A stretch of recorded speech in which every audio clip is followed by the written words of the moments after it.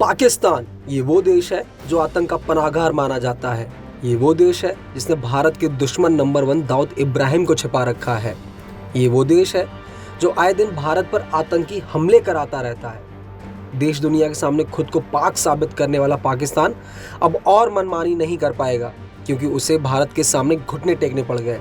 इतना ही नहीं, उसे ये भी बताना पड़ गया कि उसके पास कितने परमाणु हथियार हैं और वो कहां कहां रखे हैं। दरअसल नए साल पर नई दिल्ली और पाकिस्तान के इस्लामाबाद में राजनयिक चैनलों के माध्यम से दोनों देशों के बीच एक बैठक हुई, जिसमें परमाणु प्रतिष्ठानों और सुविधाओं की लिस्ट को एक दूसरे देशों को प्रदान किया गया। इस लिस्ट का आदान प्रदान एक समझौते के तहत किया गया है, ताकि दोनों देश एक दूसरे देशों के परमाणु प्रतिष्ठानों और सुविधाओं पर हमला न कर सकें।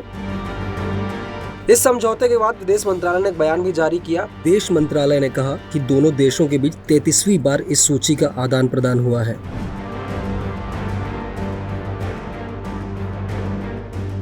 रिपोर्ट्स की माने तो इस समझौते पर 31 दिसंबर 1988 को हस्ताक्षर किए गए थे और इसे 27 जनवरी 1991 को लागू किया गया था, जबकि पहली बार 1 जनवरी 1992 को दोनों देशों के बीच लिस्ट एक्सचेंज की गई थी।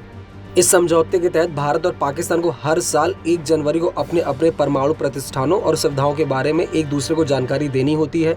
इस समझौते का मकसद था कि दोनों देश एक दूसरे के परमाणु प्रतिष्ठानों पर हमला न करें। बता दें कि इस सूची का आदान प्रदान ऐसे समय हुआ है जब दोनों देशों के बीच जम्मू कश्मीर और सीमा पर आतंकवाद को लेकर तनाव चल रहा है।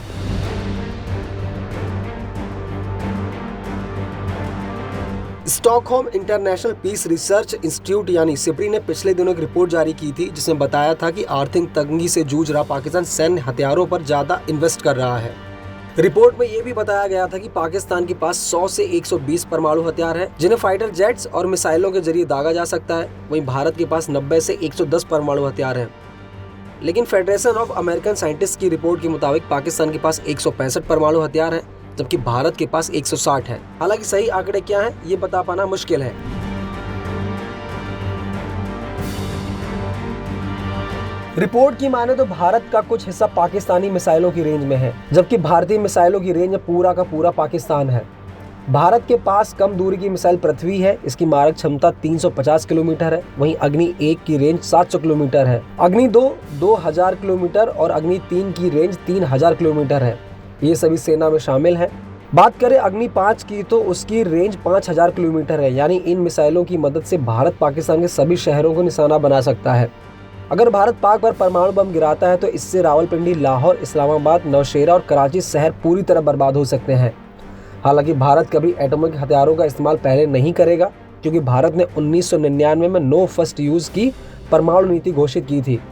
यानी भारत केवल परमाणु हमला होने की स्थिति में ही अपने परमाणु बमों का सहारा लेगा।